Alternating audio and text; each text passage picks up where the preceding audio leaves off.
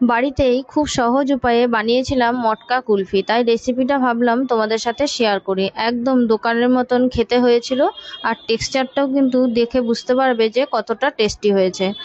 রেসিপিটা আমি তোমাদের সাথে শেয়ার করছি।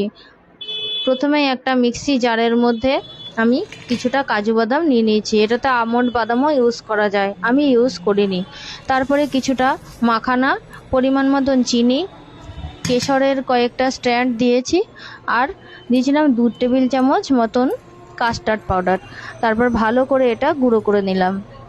আগের থেকেই গরুর দুধ আমি গরম করে ফুটিয়ে নিয়েছি ভালো করে, একদম একটু ঘন করে নিয়েছি। তারপরে 2 থেকে 3 টেবিল চামচ যে পাউডারটা তৈরি করলাম সেটা এর মধ্যে দিয়ে হুইস্ক দিয়ে ভালো করে মিশিয়ে নিলাম। তারপরে ভালো করে ফুটিয়ে নিলাম। ফুটে যখন বেশ ঘন হয়ে আসবে সেই সময় গ্যাসটা বন্ধ করে দিতে হবে, তারপর একদম ঠান্ডা করে নিতে হবে। কয়েকটা মটকা কুলফি বানানোর জন্য কাপের মধ্যে আমি এইগুলো মটকা যে কুলফির যে গ্রেভিটা তৈরি করেছি সেটা ঢেলে দিলাম। মটকা কুলফি যেহেতু কাপের মধ্যেই তৈরি করে, আমি এই মাটির কাপগুলো ব্যবহার করেছি।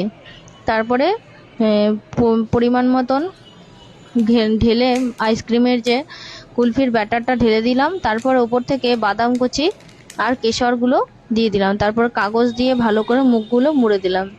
আমার কাছে ফয়েল পেপার ছিল না, তাই আমি কাগজেরই ব্যবহার করেছি। তারপর এগুলোকে ফ্রিজে 7-8 ঘন্টা মতন রেখে দিয়েছিলাম, চাইলে ওভারনাইটও রাখা যায়। তারপর একদম ঠান্ডা জমে গেলে বের করে পরিবেশন করেছি ঠান্ডা ঠান্ডা মটকা কুলফি। রেসিপিটা কেমন লাগলো অবশ্যই কিন্তু জানিও, ভালো লাগলে শেয়ার করে দিও। টাটা।